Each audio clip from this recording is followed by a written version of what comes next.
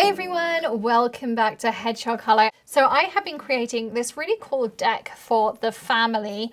And do you remember on day one, no, day two even, I created those beautiful thrifted pieces of furniture, and that couch had that dropped out cushions.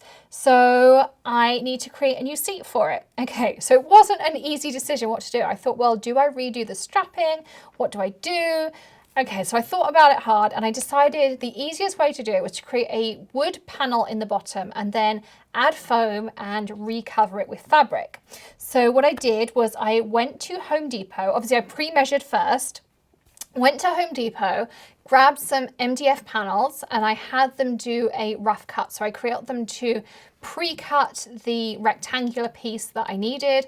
The offcuts, I was going to use one of those for the chair. The guys there will do the cuts for you. They do it as precise as they can. They say it's not a precise cut, but I have to say they measure and they do it pretty precisely for you. Then I went to my local Joann's and I chose my fabric. I used outdoor fabrics there and I found this really cool stripe that has palm leaves on it. Perfect. So it's the black and the white with that really bright pop of the green, the palm leaves, absolutely everything that I wanted, the perfect fabric. So grab some of that. They also sell cushion foam. So I grabbed some of that too. They also do the cutting of it for me. So I grabbed a nice thick piece. Again, a rough cut, a nice long piece, same size of my wood. And I grabbed a piece for my smaller chair too. Plus I stacked my coupons, and I definitely have my coupon stacking down to an art. So I saved a nice amount on that. And if you would like a video on my coupon stacking, drop me a comment below to let me know on how I stack my coupons and using competitor coupons and things like that. So I grabbed all of my supplies and went back home. And the first thing I needed to do was create my template. So for the couch itself, I cut all of the strapping off that metal piece and then drew around it onto my rough cut wood and cut it out using a jigsaw. Now the jigsaw that I prefer is the BLACK+DECKER one that has curve control. It's one that I purchased myself. It's not sponsored or anything like that. I'll drop a link in the video description below. I find it's really easy to use. You can also connect a vacuum or a shop vac to it if you want to. But I find that's really nice and easy to use. It doesn't go out of control or anything like that.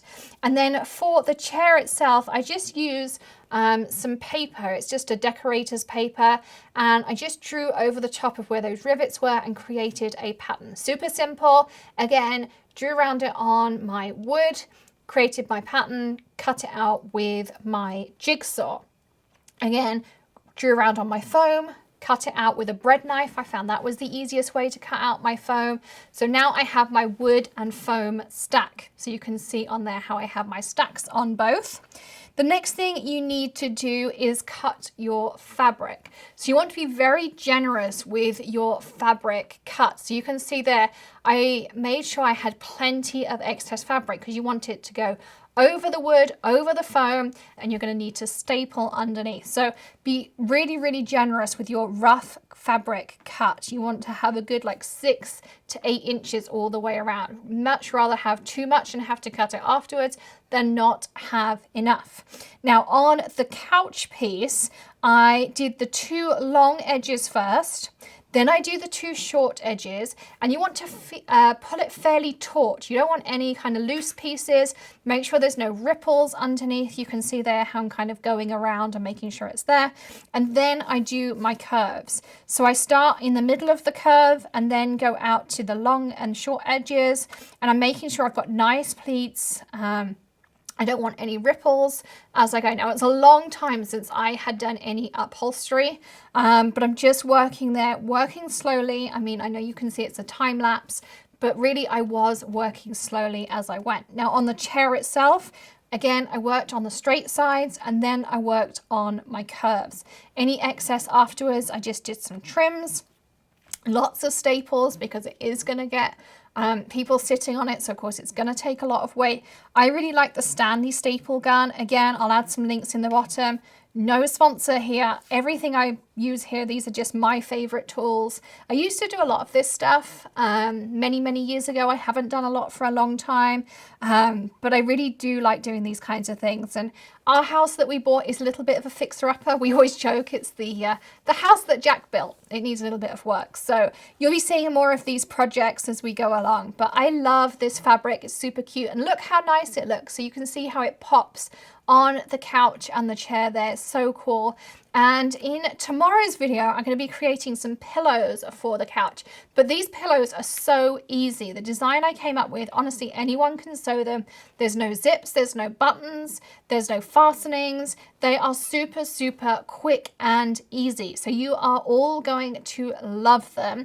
And the one thing I didn't share in here with all of you is in the middle of me creating all of this, Greg's parents turned up. They were supposed to come the next day from England. They actually turned up a day early. So in the middle of me creating all these cushions and chaos and sawdust and mess all over my house and doing DIY, we had the in-laws turn up. So if that wasn't an anecdote to make you laugh in the middle of all of this, well, there you go. So this is real life, and this is what happens at Hedgehog Hollow. Anyway, that's how I created the upholstery. I was so pleased with them. They're actually super comfy to sit on. We added 4-inch foam on them, if you are wondering as well. Again, I'll add some links for you.